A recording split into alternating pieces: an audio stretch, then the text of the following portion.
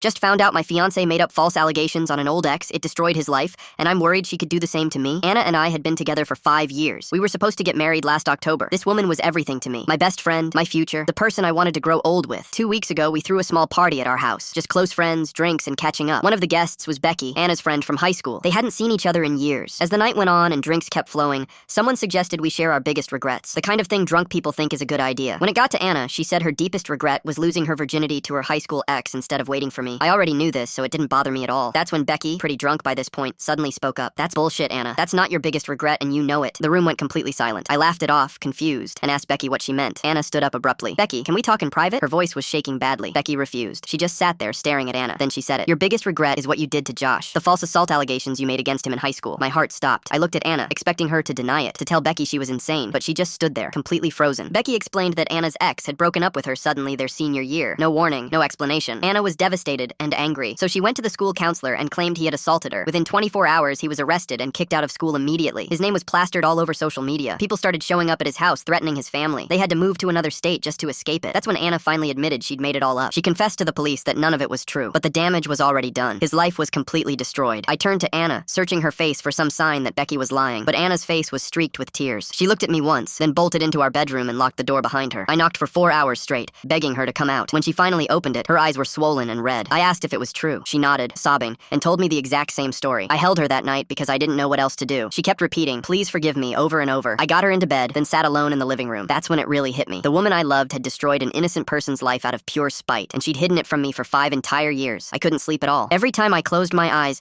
I pictured that guy sitting alone in some hospital room, wondering why his life had been taken from him. I got angrier with every passing hour. By Saturday morning, I couldn't even look at her. Every time she tried to talk, I walked away. I couldn't stand the sound of her voice. The person I thought I knew didn't exist. Saturday night, I made my decision. I couldn't marry someone capable of that. What else had she lied about? What would stop her from doing the same to me if I ever upset her? Sunday morning, I sat her down and told her, "I can't be with you anymore." She completely broke down. She collapsed onto the floor, sobbing so hard she couldn't breathe, just repeating, "I'm sorry, I'm sorry, I'm sorry." I called her parents, then mine. I told them we'd broken up but didn't explain why yet. I asked her parents to come get her, and mine to come because I was losing it myself. Her parents arrived first. Her mom went straight to Anna. Her dad pulled me aside and asked what happened. She made false accusations against someone. He stopped me right there. His face fell. "I understand," he said quietly. He didn't ask for details. He already knew what she'd done. He packed her things while Anna kept reaching for me, begging me to forgive her, saying she'd changed. Her dad told me he'd come back later for the rest of her stuff. The whole thing took maybe 30 minutes. An hour later, my parents arrived. The second I saw my dad, I completely broke down. I couldn't even stand up. He had to hold me while I sobbed into his chest. I cried myself to sleep in his arms. First time I'd slept since Friday night. When I woke up, my mom had made dinner. My dad asked if I was okay. I tried to answer, but just started crying again. It took 10 minutes to pull myself together enough to tell them everything. I still love her. That's the worst part. But I can't risk becoming her next victim.